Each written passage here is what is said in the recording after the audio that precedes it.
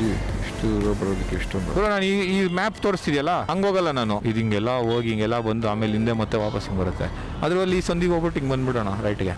So ನಾನು chemistry we need to restart it. So what is your biotechnology experience? ನೀವೇನಾದರೂ tips ಕೊಡ್ತೀರಾ? Biotechnology ತುಂಬಾ scope ಇದೆ, ಮಾಡಿ ಒಳ್ಳೆ ಸ್ಕೋಪ್ ಇದೆ.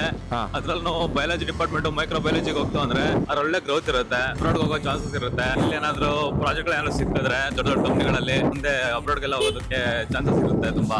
ಓಕೆ. ಸೊ ಮಾಡೋರ್ಗೆ ತುಂಬಾ ಬೆನಿಫಿಟ್ ಇದೆ. ಅಂದ್ರೆ ಇಂಜಿನಿಯರಿಂಗ್ ಮಾಡ್ಬೇಕಾ ಇಲ್ಲ BSc ಬಯೋಟೆಕ್ನಾಲಜಿ ಆ ಥರ ಏನಾದ್ರು ಮಾಡ್ಬೇಕಾ? ಎಲ್ಲದಕ್ಕೂ ಅದ್ರದ್ದೇ ಆದ ಸ್ಕೋಪ್ ಇದ್ದೇ ಇರುತ್ತೆ, ಅಂದ್ರೆ ಟ್ಯಾಲೆಂಟ್ ಇಂಪಾರ್ಟೆಂಟ್ ಆಗುತ್ತೆ ಅಷ್ಟೇ. Just like that. ನಾನೊಂದು ಯೂಟ್ಯೂಬ್ ಚಾನಲ್ ಸ್ಟಾರ್ಟ್ ಮಾಡೋಂತಿದ್ದೀನಿ. ನನ್ನ ಕ್ಲೈಂಟ್ಸ್ ಇಂಟರಾಕ್ಷನ್. ಸೊ ಇವತ್ತೆಲ್ಲ ತುಂಬಾ ಟೆಸ್ಟೇ ಮಾಡ್ತಿರೋದು, ಇವತ್ತೇ ಫಸ್ಟ್ ಡೇ.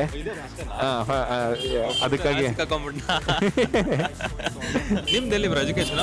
ನಾವು ಹುಟ್ಬೆಳೆದಲ್ಲೇ ಇಲ್ಲ, ಬೆಂಗಳೂರಲ್ಲೇ. ನಾವು ಮಂಡ್ಯದಲ್ಲಿ ಓದಿದ್ವಿ ಒಂದು 4 ವರ್ಷ. ಮಂಡ್ಯ ಅಲ್ಲ, ಅಲ್ಲಿ ಓದಿದ್ದೆ ಮಂಡ್ಯದಲ್ಲಿ. ಮಂಡ್ಯದಲ್ಲಿ ಓದಿದ್ದು. ಇಲ್ಲೂ ಓದಿದ್ದೀನಿ, ಮಂಡ್ಯದಲ್ಲಿ ಓದಿದ್ದೀನಿ. Okay bro. Okay, thank you bro.